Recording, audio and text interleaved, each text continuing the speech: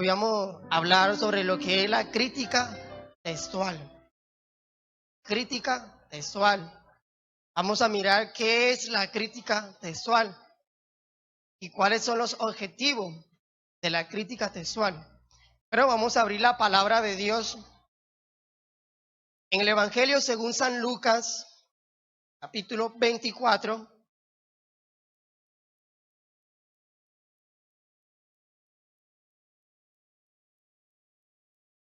Versículo 44 al 46. Evangelio según San Lucas, capítulo 24, del 44 al 46. Vamos a leer todos.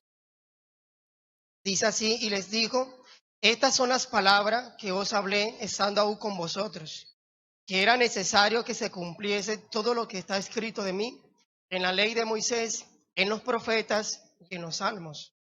Entonces les abrió el entendimiento para que comprendiese las escrituras, y les dijo: así está escrito, y así fue necesario que el Cristo padeciese y resucitase de los muertos al tercer día. Bueno, vamos a mirar en qué consiste la crítica textual. Sé que muchos años hemos estado acostumbrados a escuchar los libros de la Biblia, su proceso histórico, pero muy pocos nos han tocado el tema de lo que es la crítica. La crítica textual es una herramienta teológica que tiene una finalidad, es buscar cuál es el texto original. ¿Cuál es el texto original? ¿Alguna vez usted ha escuchado esta frase? La Biblia tiene errores. ¿Lo han escuchado? ¿Sí o no? Ese que están muertos, hermano, digan algo para saber que están vivos. Yo sé que estamos muy cansados, eso es entendible, hermano. Por eso es que hay que esforzarnos un poquitico. Sé que está también haciendo mucha calor. Pero vamos hasta las 12. No se preocupe que no lo vamos a extender hasta las 2 de la tarde. Depende de la iglesia, pero que hay amigos. Entonces miremos que esta frase que hemos escuchado de que la Biblia tiene errores, vamos a tratarlo en esta mañana. Y usted va a llegar a una conclusión, que han llegado todos los traductores de la Biblia, que no son unicitarios, sino trinitarios, pero que ellos saben la verdad por estudio, y nosotros la sabemos por revelación. Y esta conclusión es: la Biblia no tiene errores. Lo que la gente dice de que la Biblia tiene errores y le muestra pasajes de las Escrituras que pareciese que se contradijeran uno con otro, son gente que no entiende el proceso de la traducción bíblica. Ahora, si usted es traductor, usted tiene que demostrar las pruebas por qué se tradujo ese texto de esa manera. Pero no se ponga a decir: no, es que la Reina Valera tiene 3000 errores. Escúcheme bien, 3000. Entonces, ¿para qué la tenemos? Si la Reina Valera tiene 3000 errores, entonces ¿para qué predicamos el Evangelio con esa versión? Pero mire, iglesia, este dato curioso para que sepa. La única versión del habla hispana en Latinoamérica, la que ha cambiado a muchas personas, es la Reina Valera. Y un inconverso va a una librería cristiana, lo primero que pregunta: deme una Biblia Reina Valera del 60. No pide un Dios habla hoy, no pide una versión internacional, ni un lenguaje actual, Reina Valera. ¿Y qué tiene esta versión? Que la gente lo pide demasiado. La Reina Valera, esta versión, ha desplazado en el comercio la versión internacional y Dios habla hoy. Esas versiones no son vendidas en el mundo de habla hispana. La que más vendida es la Reina Valera, por eso es que no han podido quitarla en el lenguaje español. Y esa fue la versión con que Dios me reveló su nombre. Creo que a todos nosotros. Por eso se llama la reina. Se llama la reina. Entonces vamos a definir estos términos. Siguiente diapositiva. Vamos a mirar dos objetivos. Nuestro primer objetivo es conocer las copias más antiguas de la Biblia. Iglesia, no existen manuscritos originales. Lo que existe son copias de copias. Usted dirá, ¿pero por qué? Porque el material que se utilizaba para escribir la Biblia era el papiro.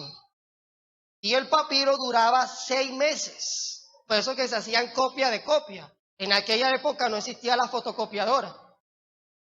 Si hubiese existido, se hubiese ahorrado ese trabajo. Pero se hacía a mano. Un escriba era una persona admirable. Se decía que los escribas tenían intervenciones divinas. Porque esa gente dedicaban toda su vida a copiar el texto de la Biblia, palabra por palabra. Son 66 libros. Cópielo, a mano. Santo Señor Jesús. Prefiero sacarle fotocopia. Es más rápido. Y segundo, entender las clases de manuscrito que se existe hoy en día. Porque si hoy nosotros tenemos la Biblia y todavía se está traduciendo en otros idiomas, ¿qué manuscrito se está utilizando como base para traducir la Biblia? Eso es lo que vamos a aprender en esta media hora. Vamos a la siguiente diapositiva, que es la crítica textual. Es el estudio de los textos bíblicos y de los manuscritos antiguos que se escribieron a mano. El fin de este estudio es determinar el texto exacto de los escritos originales mediante de las copias existentes. ¿Qué es la crítica textual? Es determinar cuál es el texto original. Y la gente quiere saber el texto original de Mateo 28:19. Mira, iglesia, a veces nosotros por acomodar la verdad decimos mentiras. Porque nadie en el tal sol de hoy tiene una prueba de un manuscrito, de una copia de Mateo 28:19 en mi nombre. Por eso es que cuando uno va a hablar hay que mostrar evidencias para que la gente pueda ver y testificar. Ahora, nosotros sabemos la verdad no por los manuscritos, sino porque el Espíritu Santo nos reveló su nombre. Iglesia, nosotros tenemos la verdad y esta verdad es por revelación. Y en las Escrituras, solo un texto en la Biblia pareciese contradecir la Biblia. Ahora, si ese texto ha sido mal traducido, como dice alguno, ¿por qué no lo cambia en todas las traducciones? ¿Quién se atreve a hacer eso? Las versiones que se manejan, donde aparece mi nombre, anótenla. La primera versión se llama la Biblia Kadosh. La segunda versión se llama la Biblia ortodoxa israelita. Ortodoxa israelita. La tercera versión se llama el Códice Real. Y la cuarta versión se llama la Biblia purificada. Esas versiones son mesiánicas. Y los mesiánicos buscan la forma de introducir en el texto un escrito que nunca se ha dicho. Por eso que ellos, cuando los expertos, por ejemplo, la Biblia K2 fue hecho por un mesiánico peruano, dice ser judío, pero no lo es. Tuvo una entrevista con los traductores de Sociedad Unida. Y ese hombre calcaneó. ¿Qué es hebreo? No sabe hebreo. Él está hablando con un experto. Y le dijeron, la primera pregunta le dijeron a este hombre. Él se llama José, pero no recuerdo el apellido.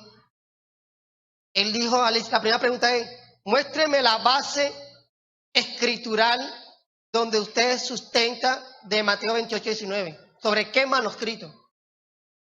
¿Sabe qué dijeron ellos? Revelación.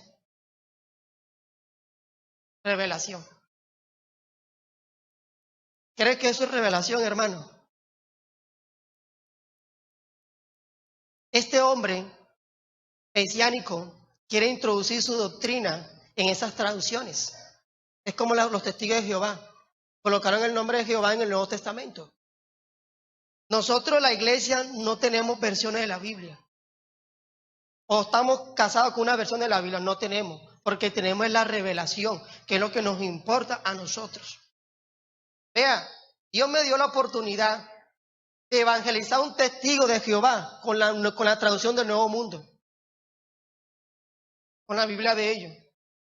Y noté algo, hermano, iglesia, que a los testigos de Jehová, ellos son estudiosos, pero a ellos no les enseña a estudiar la Biblia. Ellos necesitan la atalaya o el despertar. Sin ellos no pueden evangelizar. Pero coja un testigo y aleje la atalaya y despertar, y Biblia con Biblia, escritura con escritura. Y en algunos textos de ellos, en sus traducciones, habla de que Cristo Jesús es Dios manifestado en carne. Los católicos manejan la nueva versión de Jerusalén. Y esta traducción, tenga usted la oportunidad de evangelizar a un católico, ellos cargan su traducción. Evangelícelo en esa traducción, porque lo que está escrito es palabra de Dios. Y mire, iglesia, ¿por qué nosotros tenemos mucha facilidad de predicar el evangelio por diferentes traducciones? Porque se nos fue revelado el nombre. Y mire que estos textos de la palabra de Dios no afecta el mensaje de la Biblia. Desde el Génesis hasta el Apocalipsis, la Biblia, cualquier versión de la Biblia habla de que hay un solo Dios. Cualquiera. Y ese Dios se llama Jesucristo. Todos lo reconocen, hermano. ¿Y se acuerdan la ventaja que nosotros? Por eso es que lee ese pasaje. ¿Se acuerdan cuando Daniel estaba en Babilonia y apareció un escrito? Ese escrito, ¿en qué idioma estaba? Mene, Teque. ¿Pero qué idioma? ¿En qué idioma estaba escrito? Dice que vieron una mano. Arameo, correctamente. Pero mire que ellos sabían la pronunciación. Reconocieron su escritura, pero no sabían el significado. Porque el significado no era humano, era divino. Ningún sabio, nadie pudo interpretar lo que significan esas palabras. Y está en arameo. Y uno como entre la multitud dijo, Belsasar, hay uno que yo conozco que dice que él tiene contacto con los dioses, que habita el espíritu de la sabiduría en él. Tu padre hace tiempo tuvo una visión y fue el único que interpretó el sueño de tu padre. Mándelo a llamar. Y dice la Biblia que cuando Daniel llegó, mira lo que hace Daniel, esto lo hacen los humildes. Primero hay que reconocer al Dios que revela las cosas. Daniel dijo, yo no soy más sabio de tu sabio, sino que el Dios que ha establecido la historia, que dirige el curso de la historia, ha determinado hoy que tu reino será cortado y será entregado a los medos y a los persas. La Biblia dice, eso se llama revelación. El ser humano, cuando hablamos de crítica textual, quiere ver la Biblia humanamente. Y cree que la interpretación es humana, que todo el mundo interpreta la Biblia como quiera. Y eso no es así. Para entender la Biblia se necesita la revelación. Usted, ¿sabe por qué la iglesia pentecostal entiende con mucha facilidad la Biblia? Porque el nombre se nos fue revelado primero. Gloria a Dios.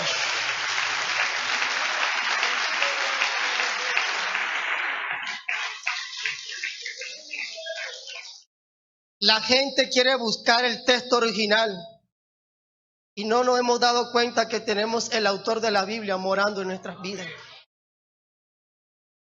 El autor de la Biblia. Pregúntele y él le va a responder con exactitud. El apóstol Pablo era fariseo, ¿cierto? ¿Y en qué dedicaba su vida? Era un intérprete de la ley. Escúcheme bien, intérprete.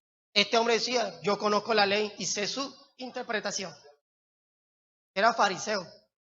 Los fariseos le habían quitado el oficio a los escribas, porque Dios le dio el oficio de interpretar, de enseñar y copiar la Torá fue a los sacerdotes, no a cualquier miembro del pueblo de Israel. Por eso que los fariseos podían ser de cualquier tribu, y Pablo venía de la tribu de Benjamín.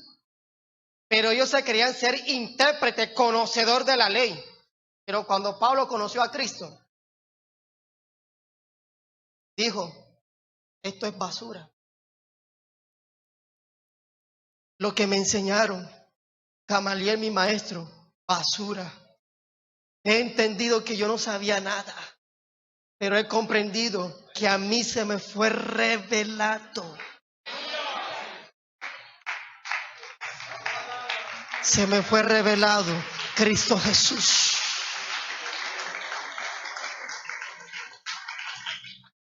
Eso lo dice la Biblia, lo dice la Biblia. Vamos a leerlo para que usted anote el versículo. Efesios capítulo 2.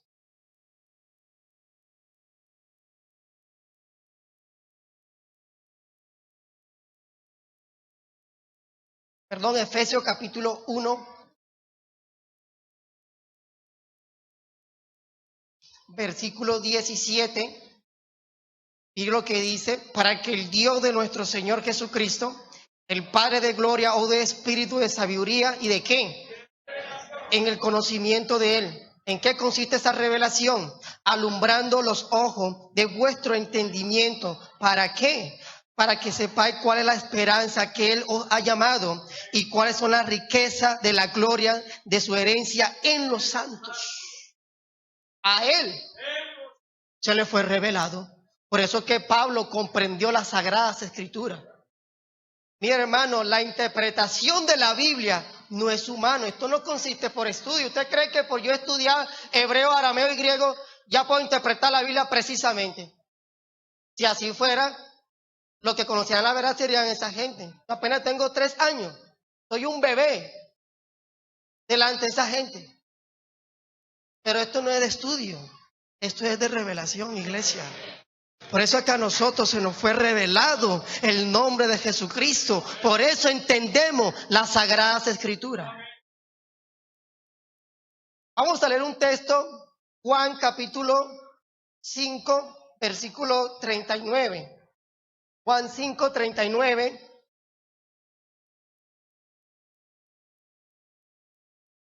Este texto lo hemos citado por muchas generaciones, incentivando a la iglesia a escudriñar. Pero este texto es un insulto que Jesús le da a los fariseos. Jesús le quiere decir, ustedes escudriñan las escrituras, porque a vosotros parece que en ellas tenéis la vida eterna. Los fariseos estaban escudriñando las escrituras para buscar la vida eterna. Y Jesús le dijo, la vida eterna no está ahí. Ellas dan testimonio de mí. Yo soy la vida eterna. En otras palabras, cierren el libro y escúchenme a mí. Vean, Cristo a los 12 añitos,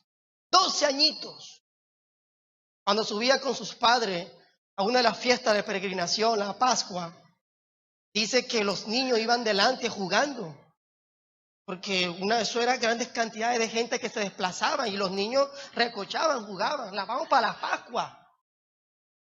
Y ahí estaba Jesús. Pero cuando llegó a Jerusalén, Jesús se perdió. Dice que José y María comenzaron a buscar entre sus parientes. 3 días desaparecido. ¿Y dónde estaba Jesús? Lo encontraron en el templo, sentadito, enseñándole a los ancianos de Israel. Le dieron a sus padres, ¿cómo ese niño sabe tanta letra? ¿De dónde saca tanta sabiduría? Lo que ellos no sabían, que Él era el dueño, es el dueño de toda la sabiduría, de toda la inteligencia. Cristo conoce la Escritura. Y vamos a mirar estos textos. Vamos a la diapositiva para que usted tenga el conocimiento de los manuscritos y qué manuscritos se tienen. Materiales, tenemos el papiro y el pergamino. Estos son materiales que más se utilizaron porque también se utilizó la piedra, la arcilla, el metal, la cerámica, pero el que más se utilizó fueron el papiro y los pergaminos. Esto se hacía en Egipto y el pergamino se hacía en Grecia. En Apocalipsis registra una iglesia que se llama Pérgamo.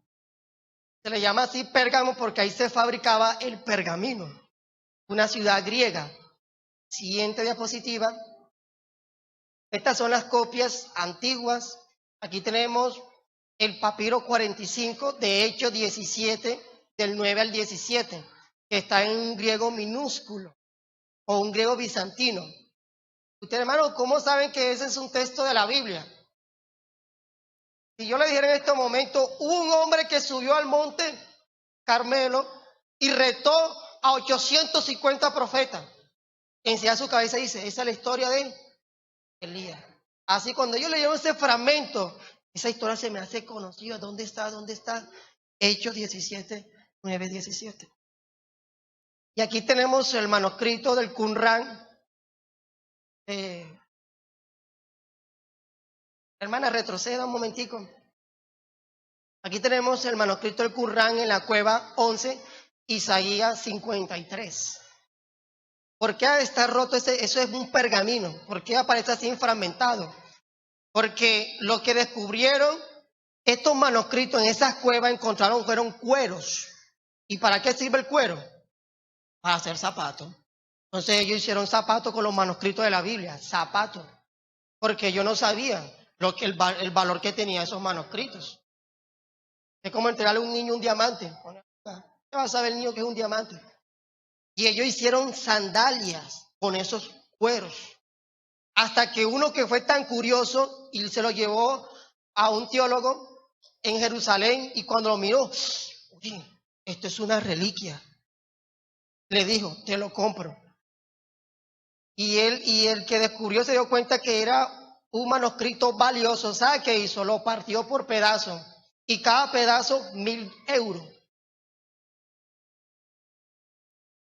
Mire, cada pedazo 1.000 euros. Eso es mucha plata. Pero las universidades compraron los manuscritos. Porque ellos lo descubrieron y ellos pudieron establecer el precio. Pero se dieron cuenta porque valía. Por eso, iglesia, esta revelación vale. Y mucho, hermano. Pero mire que esta gente se hizo rica por un manuscrito antiguo.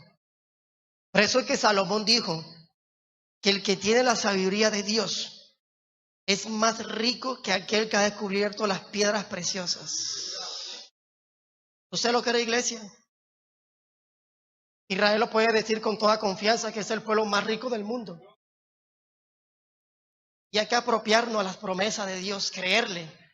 Aquí tenemos el manuscrito, por eso que aparece fragmentado. Siguiente diapositiva. Tenemos los manuscritos. Este es un papiro. Los papiros se hacían en forma de rollos. Y los pergaminos se hacían de forma de libro como actualmente nosotros los tenemos. Estas imágenes, hermanos, son imágenes reales. Son códices de las Sagradas Escrituras. Es el único libro de la Biblia que tiene tanta evidencia y tantas copias. Más de 2.000 copias tenemos nosotros de la Biblia.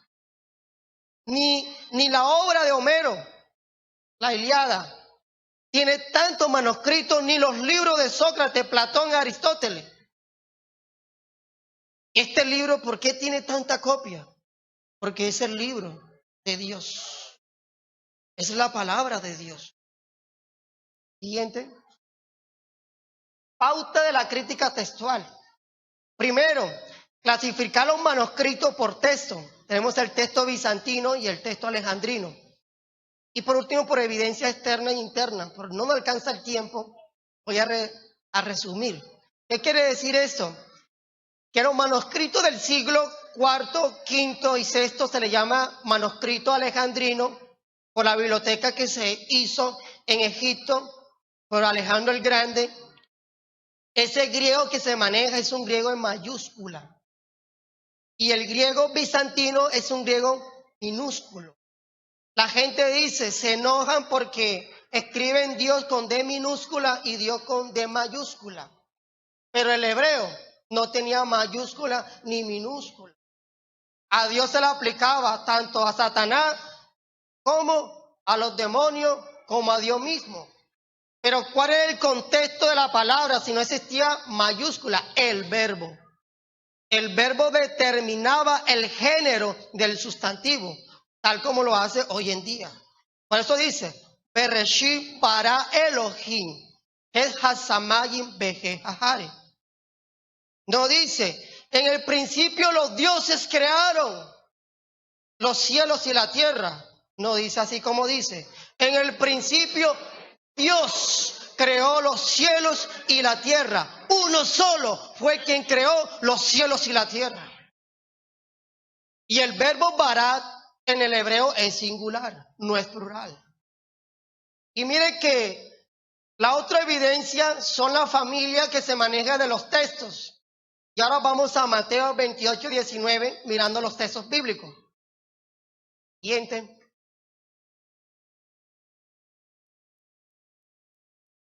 Aquí tenemos el códice sinaítico.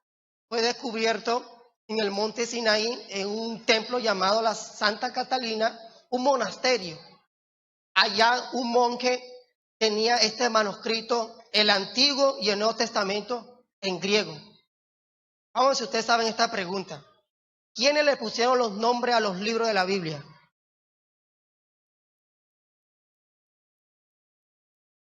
¿Quiénes le pusieron los nombres a los libros de la Biblia? ¿Ah? ¿Sí saben, iglesia? Los griegos. ¿Cuándo? Cuando se tradujo del hebreo al griego. Génesis es una palabra griega. ¿Qué significa Génesis? No significa principio. Génesis. ¿Qué significa Génesis en griego? ¿Ah? Viene la palabra griego genesis, significa genealogía. ¿Por qué los griegos genealogía? ¿Por qué los griegos colocaron genesis? Así dice en griego, genealogía, porque ese libro habla de la genealogía. Eso es pura genealogía, la genealogía de la creación, la genealogía de Adán, la genealogía. Entonces colocamos la genealogía, genesis. Pero los hebreos posteriormente no le colocaron genesis, sino Bereshit. Y Bereshit significa el principio. Entonces tenemos la información cruzada.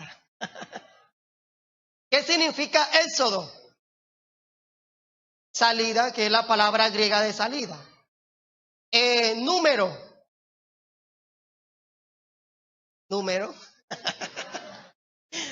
En griego se dice aritmo, que viene de la palabra aritmética. Y aritmo significa, es la ciencia que estudia los números. ¿Por qué los griegos le colocaron aritmo al tercer y cuarto libro de la Biblia? Porque en ello Moisés censaba mucho el pueblo. Por cada rebelión era un censo. Por eso le colocaron aritmo, número. ¿Y qué significa Deuteronomio? En griego, es una palabra griega, Deuteronomio. Es complicada. A algunos niños se les dificulta decir Deuteronomio. ¿Qué significa? Deu en griego significa segundo y nomio significa ley. Y una palabra dominó también, segunda ley. ¿Por qué se dice segunda ley? No es que Dios haya dado una segunda ley, porque en Deuteronomio se resume la ley. Y Jesús citó los pasajes cuando se enfrentó con Satanás, Deuteronomio. Escrito está. Estaba el resumen. Y ese en Deuteronomio dice, oye Israel, el Señor vuestro Dios, el Señor uno es. Y llamará al Señor tu Dios con todo tu corazón, con toda tu fuerza, con toda tu alma. Reconócelo en todos tus caminos. ¿Dónde está ese texto? En Deuteronomio. En hebreo se dice Devarim. Y Devarim significa las palabras. Las palabras. ¿Por qué los hebreos le colocaron ese nombre al quinto libro, las palabras? Porque ellos reconocieron que Dios había dado una ley, pero la palabra de Dios también era ley. Ejemplo, Dios escribió que se tenía que hacer sacrificio de animales, pero si Dios dice su palabra que no traigan sacrificio, hay que cumplir la palabra porque también es ley. Eso fue lo que le pasó a Saúl. Saúl puso lo que Dios había establecido, pero Dios le había dado una orden. Y este hombre dijo, no, yo conozco a Dios, vamos a ofrecerle sacrificio, lo más gordo. A Dios le gusta lo gordo. La grasa, entre más grasa, eso es agradable, ¿cierto? Cuando se hace carne asada, ay Señor, ya me dio hambre. Y mire que cuando Samuel llegó y vio toda esa bulla, lo primero que dijo, ¿crees que Dios se agrada con todo lo que tú has hecho? Vea, Dios prefiere mejor la obediencia que esos sacrificios. Y el prestar atención, hermano, que la grosura de los carneros. Es decir, obedecer su palabra. Si Dios te da una orden, cúmplelo. Hay que obedecer a Dios. ¿Sabe por qué Abraham fue llamado el padre de la fe? ¿Por qué fue llamado el padre de la fe? Y Abraham no vio tanto milagro. Fue un hombre que no vio tanto milagro excepto de su hijo. Pero fue llamado el padre de la fe porque obedeció a Dios sin discusión alguna. Si Dios le dijo, sal, él salió. Sacrifica a tu hijo, sacrifica a su hijo. No discutió con Dios. Y la Biblia dice que Dios se admiró, le dijo, por cuanto creíste, su fe le fue contado por justicia. Abraham creyó en la obra que Dios iba a hacer en un futuro en Cristo Jesús, que el mismo Cristo dijo, Abraham vio mi día y se gozó.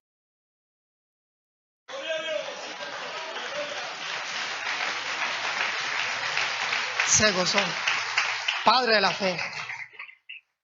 Y este códice sinaítico, este es Mateo 28, 19, que está en griego, lo que yo puse en rojo, la palabra patros, austo, onoma, topatros, ketugio, ketugagio desmato, que dice Padre, Hijo y Espíritu Santo. Vamos a mirar el otro códice, el Vaticano, encontramos lo mismo, patro, ketugio, estos son evidencias. Si usted lo quiere ver más amplio, al terminar el culto lo podemos mostrar más ampliamente. Siguiente. Y aquí tenemos el códice alejandrino. Estos son códices manuscritos fechados del siglo IV y V después de Cristo. Y mira, hermano, y uno dice, yo esperaba otra cosa. ¿Qué esperaba usted? Mire, vamos a entender el contexto. Mateo, ¿a quién le escribió? Estamos en el mes de la Biblia. ¿A quién le escribió Mateo? ¿Cuál fue la finalidad de Mateo de escribir su evangelio? Le escribió a los judíos. ¿Y cuál fue su finalidad? Presentar a Jesús como ¿qué?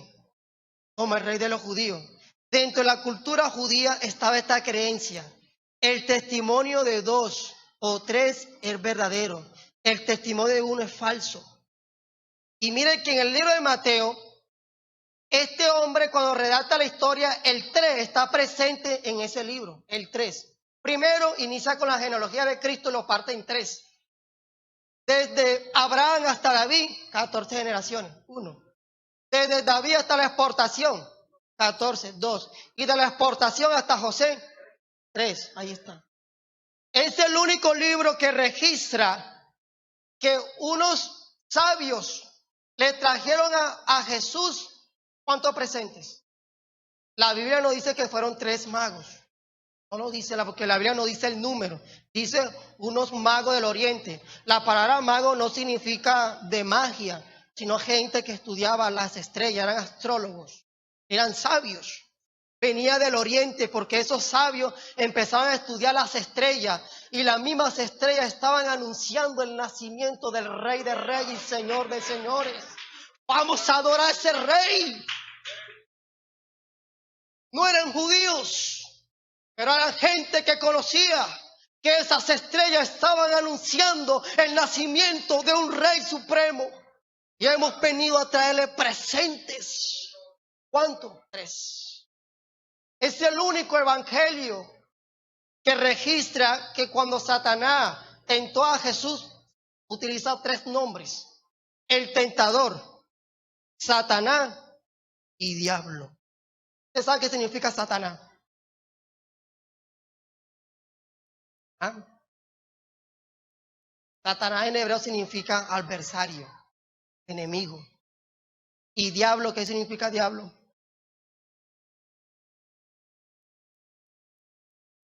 Bueno, estamos aquí aprendiendo, ¿cierto, hermano? Diablo en griego significa calumniador. Cuando usted le dice, usted es un diabólico, en griego, cuando decía usted es diabólico, está diciendo usted es un calumniador. Los calumniadores le dicen diablo. Y todo aquel que es enemigo de Dios le dicen Satanás. Por eso es que la Biblia se emplea esos 2 lenguajes: Satanás, diablo, tentador, porque la Biblia registra más de 20 nombres a este ángel caído, porque no sabemos cuál es su nombre verdadero. La Biblia no le da importancia a eso. A nosotros no nos importa eso. Lo que sí nos importa es el nombre de Jesucristo, de nuestro Dios. Eso sí nos importa. Y la Biblia habla de un solo nombre de Dios.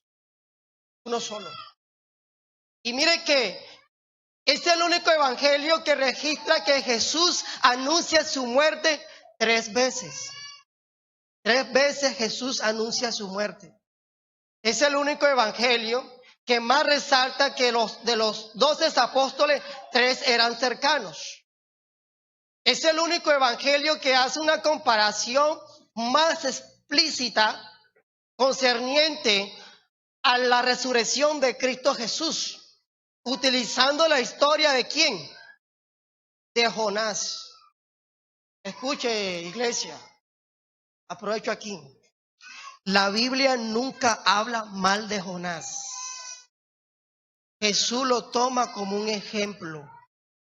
Porque si Jonás supuestamente desobedeció a Dios, ¿cómo sería el cumplimiento de la resurrección de Cristo? Jonás, cuando Dios le dio una orden, cogió por otro lado, Dios preparó un pez. ¿Cuánto duró allá? Eso era para hablar de la resurrección de Cristo. Y Jesús lo dijo: así como Jonás estuvo en el pez, en el vientre del pez 3 días y 3 noches, así es necesario que el Hijo del Hombre esté en el corazón de la tierra. Eso habló bien, incluso lo tomó como modelo de sus profecías. Y mira, hermano, que es el único evangelio que registra también más específicamente que Pedro niega a Jesús 3 veces. Y cuando él viene culminando, la resurrección de Cristo fue al 3er día. 3er día. Es decir, que le quede claro a Israel que Jesucristo es Dios manifestado en carne. En Él está todas las profecías cumplidas, todas. Cuando Él resucitó y va a dar la comisión, utiliza su lenguaje. Los judíos, para creer, se necesita 3 testimonios. Nosotros los gentiles necesitamos 1, porque nosotros no somos judíos. Por eso es que Mateo dice en el texto que se bautizara, dice que se predicase, y le dio a ser discípulos a todas las naciones, bautizándolo en los nombres. En el nombre. Ahora lo va a explicar en el contexto judío. ¿Cuál es ese nombre? A lo que usted conoce al Padre, a lo que usted conoce al Hijo y al Espíritu Santo, ellos entendieron que era Jesucristo. Porque ese es su lenguaje. ¿Por qué cree que el arca de la alianza, la presencia de Dios, cuántos testimonios tenía? 3 testimonios. Las tablas, la vara de Aarón que reverdeció y el maná. 3 testimonios. ¿Para qué? Para que Israel supiera que Él es Dios. En su lenguaje judío, Mateo hace esa especificación a los judíos. Por eso que cualquier judío que lee ese pasaje, ellos saben que ahí dice Jesús. Y mira, iglesia, a pesar que está escrito así, la Biblia no habla de la Trinidad. ¿Sabes qué hace Dios? Póngase las gafas. No lea la Biblia sin gafas. Póngasela. Cuando usted se pone las gafas, usted bien, ahí no hay tres, hay uno. ¿Y sabe cuáles son estas gafas? La revelación. La Biblia dice que Cristo, cuando resucitó a los apóstoles, les abrió el entendimiento. Le puso los anteojos, las gafas. ¿Para qué? Para que comprendiese las Escrituras. La Biblia habla de Cristo Jesús, desde el Génesis hasta el Apocalipsis. El único Dios verdadero, y su nombre se llama Jesús de Nazaret. Vamos a ubicarnos sobre nuestros pies, iglesia del Señor. Sé que esto está delicioso, pero el tiempo, y hay que entenderlo. Vamos a orar, que Dios nos ayude, iglesia. Por eso que nosotros tenemos que apreciar lo que Él nos reveló. Aquí nadie es estudioso. Nadie aquí es experto en lenguas bíblicas, teólogo. Aquí somos gente normales. Quizá hay analfabeta aquí, pero tenemos al maestro. De maestro. Y Él nos reveló. Y nosotros hablamos lo que Él nos reveló. ¿Por qué sabemos tanta Biblia? Porque tenemos un maestro que sabe enseñar bien. Por eso es que hay que darle la gloria a Él. Vamos a cantar esa canción. Todo es de mi Cristo, por Él y para Él. Hermano, no nos cansemos de darle la gloria. Si hoy somos sabios, si somos inteligentes, si hoy tenemos la dicha de conocer que Dios es uno, es porque Él nos lo reveló. Y vamos a seguir proclamando. Cuando la iglesia le da la gloria de Dios a Él, Él empieza a revelar. No es la predicación que revela, no es el sermón bonito que revela, es Jesucristo que revela el nombre sobre todo nombre. Pero para eso, para que Él revele, hay que darle la gloria, como lo hizo Daniel. No es que yo sea sabio, sino que hay un Dios en los cielos que revela todos los misterios. Y para Él no hay nada imposible.